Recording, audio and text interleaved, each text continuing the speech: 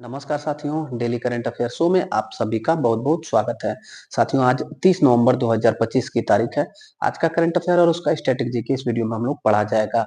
उससे पहले डेली की तरह कल के करंट अफेयर का क्विक रिवीजन हम करते हैं। पहला प्रश्न पूछा गया था, किसने महिला कबड्डी विश्व कप 2025 जीता? महिला कबड्डी विश्व कप 2025 हमारी भारतीय महिला कबड्डी टीम ने जीत लिया साथियों। दूसरा प्रश्न पूछा गया था, मिस्र में आयोजित ISSF world championship rifle pistol 2025 में भारत ने कुल कितने पदक जीते हैं? उत्तर था ए 13 पदक, जिसमें साथियों 3 गोल्ड मेडल शामिल था। तीसरा प्रश्न पूछा गया था, हाल ही में कौन अंतरराष्ट्रीय लोकतंत्र व चुनावी सहायता संस्थान का अध्यक्ष पद संभालेंगे? उत्तर सी ज्ञानेश कुमार, हमारे देश के सीईसी वर्तमान में जो है साथियों। चौथा प्रश्न पूछा गया था, आईसीसी मेंस टी20 वर्ल्ड कप 2026 का टूर्नामेंट एम्बेसडर किसे चुना गया? उत्तर सी रोहित शर्मा को। पांचवा प्रश्न पूछा गया था, हाल ही में खबरों में रहा होया डावोडियंसिस क्या है? तो उत्तर बी पौधे के एक नई प्रजाति है, अरुणाचल प्रदेश में पाई गई है, दुर्गम प्रजाति है।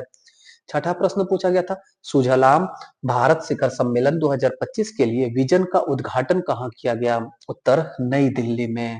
सातवां प्रश्न पूछा गया था, किस किस संस्थान ने नवंबर 2025 में सामाजिक परिवर्तन के लिए इम्पैक्ट राइज पहल की शुरुआत की? तो उत्तर बी आईआईटी खड़गपुर। अगला प्रश्न पूछा गया था, 44वां भारत अंतरराष्ट्रीय व्यापार मेला का आयोजन कहाँ हुआ? उत्तर ए नई दिल्ली में, महाभारत मंडपम नई दिल्ली में। नौवां प्रश्न पूछा गया था, हाल ही में मशहूर नृत्यांगना कुमारी कमला का निधन हो गया। कुमारी कमला का निधन हो गया, इनका संबंध किसे? तो उत्तर होगा साथियों भरतनाट्यम। तमिलनाडु की थी और भरतनाट्यम से इनका संबंध था, जो शास्त्रीय नृत्य भरतनाट्यम है उससे संबंध था। तो ये था साथियों कल के करंट अफेयर का क्विक रिवीजन। अब पढ़ते हैं आज का करंट अफेयर। पहला प्रश्न पूछा गया है, वैश्विक क्रेडिट रेटिंग एजेंसी मूडीज के अनुसार 2025 में भारत की वृद्धि दर क्या है? भारत की वृद्धि दर पूछने का मतलब साथियों इकोनॉमी से प्रश्न है। मूडीज एक अंतरराष्ट्रीय इकोनॉमिक संस्थान है, उसने हमारी भारत की जीडीपी का 2025 का आंकड़ा प्रस्तुत किया। उसने बताया कि 7% है। 2025 में हमारे भारत की जीडीपी वृद्धि दर मूडीज के अनुसार, मूडीज संस्था के अनुसार 7% है। याद रखिएगा, अलग अलग संस्थाओं का हमारी परीक्षाओं में पूछा जा सकता है। इसी ने ये बताया कि अगले साल 2026 में भारत का 6.4% जीडीपी वृद्धि दर रहेगा। हमारे देश का विकास दर 2025 में 7% था, 2026 में 6.4% रहेगा। किसके अनुसार? तो मूडीज संस्थान के अनुसार। यहीं पे साथियों एक दो दिन पूर्व में रिपोर्ट एक आया है, एक दो दिन पूर्व में, कि सांख्यिकी और कार्यक्रम मंत्रालय, हमारे भारत का सांख्यिकी और कार्यक्रम मंत्रालय ने 2026 में 8.2%, 8.2% जीडीपी वृद्धि दर रहने का अनुमान लगाया है। जीडीपी वृद्धि दर क्या होता है साथियों? हमारे देश का, ये समझ लीजिए, अगर हम व्यवहारिक शब्दों में प्रयोग करें तो ये कहा जा सकता है कि हमारे देश की जो भी संपत्ति, हमारे देश की जो हैसियत है साथियों, पूरा हमारे देश के जो भी संसाधन है उन सब का मौद्रिक वैल्यू है जीडीपी। तो वही जीडीपी कितनी ग्रोथ कर रही है। जैसे मान लीजिए आपकी संपत्ति अगर 1 लाख रुपए है, तो उस 1 लाख रुपए को अगले साल आपने उस 1 लाख रुपए को बढ़ा करके 1 लाख 10 रुपए कर दिए, 1,10,000 रुपए कर दिए, 10,000।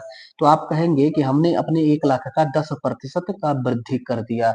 तो वही होता है साथियों कि हमारे देश की जो पूरी संपत्ति थी वो 7% बढ़ गई इसके अनुसार, और अगले साल 6.4% बढ़ जाएगी मूडीज संस्थान के अनुसार। दूसरा प्रश्न पूछा गया है, हाल ही में किसे इंडियन ऑफ द ईयर 2025 से सम्मानित किया गया? इंडियन ऑफ द ईयर 2025 से सम्मानित किया गया जय शाह जी को। आईसीसी के वर्तमान चेयरमैन जय शाह, इनको साथियों अभी हाल ही में आउटस्टैंडिंग अचीवमेंट श्रेणी में इंडियन ऑफ द ईयर 2025 से सम्मानित किया गया। किस चीज के लिए? तो क्रिकेट प्रशासक के रूप में बेहतर और परिवर्तनकारी नेतृत्व क्षमता के लिए, क्रिकेट प्रशासक के रूप में परिवर्तनकारी नेतृत्व के लिए जय शाह को, आईसीसी के चेयरमैन जय शाह को इंडियन ऑफ द ईयर 2025 पुरस्कार से सम्मानित किया गया। तीसरा प्रश्न पूछा गया है, एशिया पावर इंडेक्स 2025 में भारत कौन से स्थान पर रहा? महत्वपूर्ण एक इंडेक्स है साथियों, एशिया पावर इंडेक्स। इसमें हमारे भारत की रैंकिंग तीसरी हो गई है, थर्ड स्थान पर हमारा भारत आ गया है। और ये महत्वपूर्ण रहेगा साथियों, क्योंकि पहली बार महाशक्ति या मेजर पावर श्रेणी में हमारा भारत पहुंचा है एशिया पावर इंडेक्स 2025 में। थर्ड स्थान पर हमारे भारत की रैंकिंग है। और फर्स्ट सेकंड कौन है? तो फर्स्ट पे यूएसए है और सेकंड पर चीन है साथियों। यहाँ एशिया पावर है, कंफ्यूज मत होइएगा। एशिया पावर नाम से, एशिया फायर पावर नाम से इंडेक्स आता है, लेकिन समग्र देश लगभग लगभग शामिल होते हैं जो भी विकसित और विकासशील है। कुल कितने देश शामिल होते हैं? तो देखिएगा 27 देश इस सूची में शामिल और 8 प्रमुख क्षेत्र में आकलन किया जाता है। 8 प्रमुख क्षेत्र, रणनीतिक भागीदारी हो गया, रक्षा हो गया, वहां का मानव विकास हो गया। इस प्रकार के कुल 8 प्रमुख क्षेत्रों में इस क्राइटेरिया में इसका आकलन किया जाता है और 27 देश इसमें शामिल थे। कौवा संस्करण था? तो 7वां संस्करण था। एशिया पावर इंडेक्स का 7वां संस्करण में हमारा भारत तीसरे स्थान पर 2025 में, और फर्स्ट पर अमेरिका और सेकंड पर चाइना। चौथा प्रश्न पूछा गया है, 23वां भारत रूस वार्षिक शिखर सम्मेलन का आयोजन कहाँ किया जाएगा? उत्तर होगा हमारे भारत में। हमारे भारत में 23वें क्रम का भारत और रूस वार्षिक शिखर सम्मेलन का आयोजन हो रहा है। ये साथियों द्विपक्षीय है, यानी दो देशों के मध्य, भारत और रूस के मध्य ये सम्मेलन होगा। ये सम्मेलन साथियों हमारे और रूस के संबंधों को दर्शाता है, जिसकी शुरुआत 1947 में हुई थी। हमारे भारत का सबसे पुराना सहयोगी है रूस।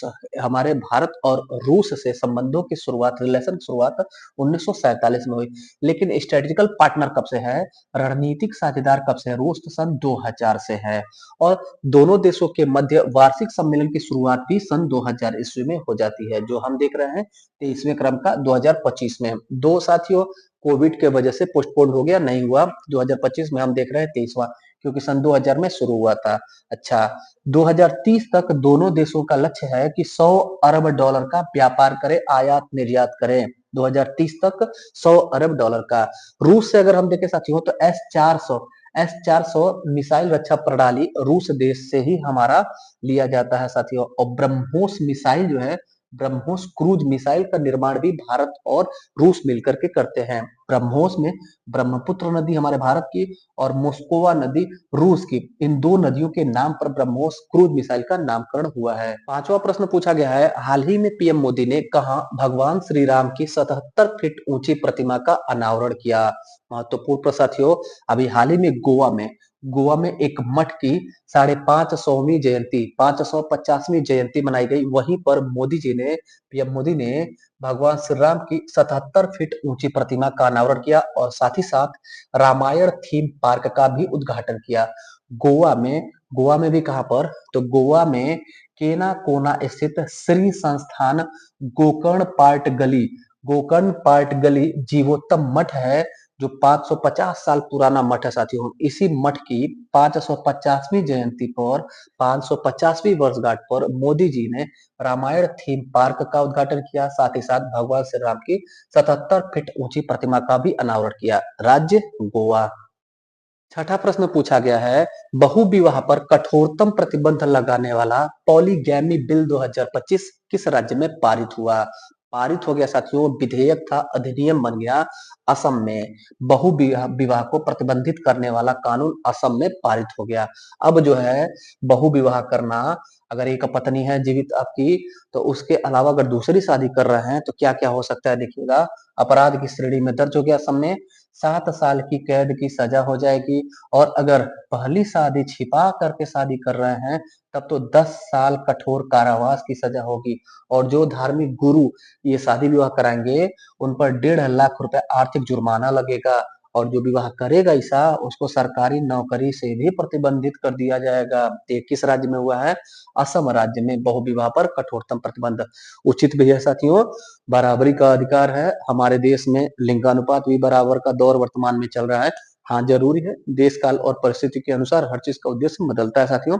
आज से 2000, 4000, 5000 साल पहले जब लिंगानुपात बहुत ज्यादा था तो हमको समय पर बहुपति विवाह और बहुपत्नी विवाह दोनों देखने को मिला है। लेकिन आज जो है बराबरी का अधिकार है और बराबरी का समय है, तो हम लोग साथियों एक पुरुष पर एक स्त्री जब अनुपात में है, लिंगानुपात में है, तो विवाह भी एक होना चाहिए, अपराध नहीं होना चाहिए। सातवां प्रश्न पूछा गया है, कैंसर को डिकोड करने के लिए एआई टूल ऑन्कोमार्क किस देश के वैज्ञानिकों द्वारा विकसित किया गया? उत्तर होगा भारत। हमारे देश के वैज्ञानिकों ने साथियों, हमारे देश के वैज्ञानिकों ने 14 विभिन्न प्रकार के जो कैंसर हैं, उनके उपचार के लिए, कैंसर को डिकोड करने के लिए एक आर्टिफिशियल इंटेलिजेंस टूल ऑन्कोमार्क को डेवलप किया। ऑन्कोमार्क को किसने डेवलप किया? हमारे भारत ने। किस चीज के लिए? तो कैंसर को डिकोड करने के लिए। क्या है यह ऑन्कोमार्क? तो एआई टूल है। कितने प्रकार के कैंसर के? तो 14 प्रकार के, विभिन्न प्रकार के कैंसर के उपचार। और साथियों सटीकता इसकी, एक्यूरेसी इसकी 99% है एक्यूरेसी। थोड़ा सा हम बात करेंगे कैंसर बीमारी साथियों। कैंसर बीमारी हिंदी में इसको कहते हैं कर्क रोग। कर्क रोग हिंदी में कहा जाता है, अंग्रेजी में कैंसर। साथियों कोई भी शरीर अगर है, चाहे किसी भी जीव का, चाहे मनुष्य का ले या फिर जंतुओं का, किसी भी जानवरों का ले सकते हैं, तो शरीर का निर्माण जो होता है वो अंगों से होता है, कई अंगों से मिलकर के। इस अंग का निर्माण होता है ऊतक से, टिश्यू से होता है, और इस ऊतक का निर्माण होता है कोशिका से। वही कोशिका जिसकी खोज रॉबर्ट हुक ने की थी साथियों। कोशिका इसी को कहते हैं सेल। तो बहुत सारे सेल मिल करके ऊतक बनते हैं, बहुत सारे ऊतक मिलकर अंग बनते हैं, और कई अंग मिलकर के तब एक शरीर बनता है। किसी भी जीव का एक शरीर बनता है। तो यही जो कोशिका साथियों, मान लेते हैं छोटी छोटी कोशिका है। कोशिका मतलब किसी भी जीव का सबसे छोटा कार्यात्मक इकाई क्या होता है? कोशिका होता है। किसी भी जीव का सबसे छोटा कार्यात्मक इकाई कोशिका होता है, चाहे वो वनस्पति में, चाहे वो जंतुओं में। तो ये साथियों ये एक एक कोशिका है, ये एक एक कोशिका है, और ये इतनी सारी कोशिकाएं जब मिलेंगी तो एक ऊतक बनता है, टिश्यू बनता है साथियों। और इसी तरह से कई ऊतक मिला करके एक अंग बनता है। तो बीमारी ये होती क्या है, कर्क रोग या कैंसर? कोई भी एक कोशिका का अनियंत्रित बहुगुणन हो जाए। जब किसी भी एक कोशिका का अनियंत्रित बहुगुणन होने लगे, तब वही बीमारी होता है कैंसर। तो ये साथियों अगर रक्त में हो जाए तो इसे रक्त कैंसर बोलते हैं, फेफड़े में हो जाए तो इसे लंग कैंसर बोलते हैं साथियों। शरीर के किसी भी अंग में 14 विभिन्न प्रकार का यहाँ लिखा गया है कैंसर उपचार। तो शरीर के विभिन्न अंगों में जहां पर भी कोशिकाओं का अनियंत्रित बहुगुणन हो जाएगा, तो वहीं पर साथियों कैंसर रोग या कर्क रोग हो जाता है। 8वां प्रश्न पूछा गया है, हाल ही में किसे दुनिया का सर्वाधिक आबादी वाला शहर घोषित किया गया? एक रिपोर्ट आया साथियों, यूएन का रिपोर्ट है, संयुक्त राष्ट्र संघ का, दुनिया का सर्वाधिक आबादी वाले शहरों का रिपोर्ट। इसके अनुसार वर्तमान में इंडोनेशिया की जकार्ता यह दुनिया की सर्वाधिक आबादी वाले शहर होगी साथियों। 4.2 करोड़ आबादी के साथ जकार्ता शीर्ष सर्वाधिक जनसंख्या वाला शहर बन गया। सेकेंड पर बांग्लादेश की राजधानी ढाका है, दुनिया में सर्वाधिक जनसंख्या वाला शहर। और थर्ड पर है जापान की राजधानी टोक्यो, दुनिया का सर्वाधिक आबादी वाला शहर। और फोर्थ पर है हमारा नई दिल्ली। हमारे देश की राजधानी नई दिल्ली दुनिया की चौथी सर्वाधिक आबादी वाली शहर है साथियों। और सबसे बड़ी बात, एशिया के टॉप 10 में 10 शहर सिर्फ एशिया के हैं। टॉप 10 शहर एशिया के हैं जो सर्वाधिक आबादी वाले शहर हैं। बस इसमें एक जो है साथियों वो अफ्रीका महाद्वीप का है। एक अफ्रीका महाद्वीप का है, वो है काहिरा, मिस्र की राजधानी काहिरा। टॉप 10 में एकमात्र गैर एशिया देश है। गैर एशिया कहाँ से? तो अफ्रीका से। अब बाकी टॉप 10 में 9, 10 में 9 एशिया महाद्वीप के शहर हैं। 9वां और अंतिम प्रश्न पूछा गया है, हाल ही में कैमिकारा को रम ब्रांड ऑफ द ईयर से सम्मानित किया गया, इसका संबंध किस देश से है? कैमिकारा, पहली बात कैमिकारा क्या है? एक रम है साथियों। इसी को रम ब्रांड ऑफ द ईयर से सम्मानित किया गया। कैमिकारा रम ब्रांड ऑफ द ईयर 2025 से। इसका संबंध हमारे भारत से, इस नाते हमारे लिए महत्वपूर्ण हो जा रहा है साथियों। हमारे भारत का एक रम ब्रांड है, इसको लंदन में साथियों, लंदन में स्प्रिट बिजनेस अवार्ड 2025 से सम्मानित किया गया। द स्प्रिट बिजनेस अवार्ड 2025 में rum brand of the year London में सम्मानित किया गया कैमिकारा रम को। रम किससे बनता है साथियों? रम का निर्माण होता है गन्ने के रस से। गन्ने के रस से रम बनता है। तो ये था साथियों आज का 9 महत्वपूर्ण करंट अफेयर। कैसा लगा आज का क्लास? फीडबैक जरूर दीजिएगा। जो साथी चैनल पर पहली बार विजिट किए हैं सभी का हृदय की गहराई से स्वागत है। साथियों वीडियो पसंद है तो वीडियो को लाइक जरूर करिएगा। बाकी मिलते हैं फिर अगली क्लास में, तब तक के लिए जय हिंद, धन्यवाद।